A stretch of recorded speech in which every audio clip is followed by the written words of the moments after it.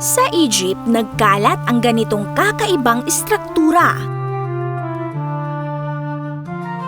At hindi lang sa Egypt, meron din sa Qatar. At ito naman ang sa Saudi Arabia. Napakahalaga raw ng papel nito. Ito ang tinatawag na Pigeon Tower. Ginawa ito para tirhan ng mga pigeon o kalapati. At alam nyo ba, dahil dito ay napapakain ang milyon-milyong tao. Paano? Sa pamamagitan ng dumi ng kalapati. Kung ang ibang ibon ay gumagawa pa ng sariling pugad, ang mga pigeon o kalapati sa Middle East at North Africa ay mga tao ang gumagawa ng bahay para sa kanila.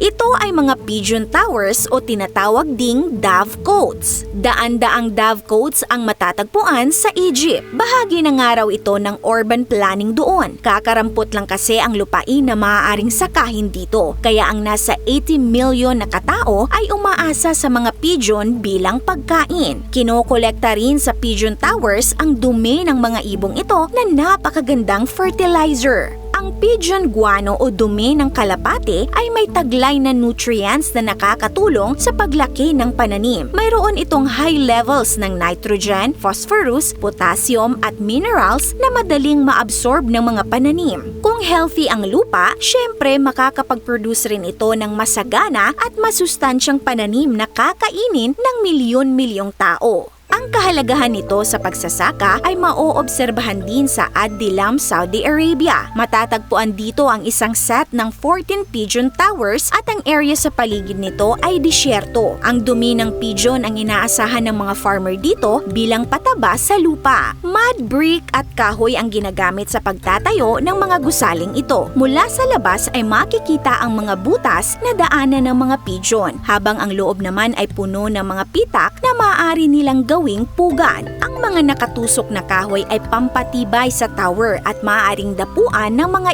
ibon. Ngunit ang disenyo ay nakadepende pa rin sa rehiyon kung saan matatagpuan ang gusali. Dito nga sa Iran ay parang mga palasyo ang pigeon towers na kayang maglaman ng aabot sa 14,000 pigeons. Marami rito ay naitayo pa noong 15th at 16th century. May naitala umanong mahigit 3,000 pigeon towers ang Central Iran noon. Ngunit ngayon ay 700 na lamang ang natitira. Maging sa ibang lugar ay marami ng pigeon towers ang wala ng laman. Ang posibleng sanhiraw nito ay ang hunting ng pigeons at paglaganap ng paggamit ng chemical fertilizers. Ngunit may mga tower din naman na sumasailalim na sa restoration ng mga cultural heritage organization. Nagsisilbi itong paalala ng pagiging malikhain at mapamaraan ng tao saan mang panig ng mundo. Nagustuhan niyo ba ang content natin today mga ka-awesome? Kung oo, mag-comment ng big yes. This is Ate O from Our Republic. Hanggang sa muli and stay awesome!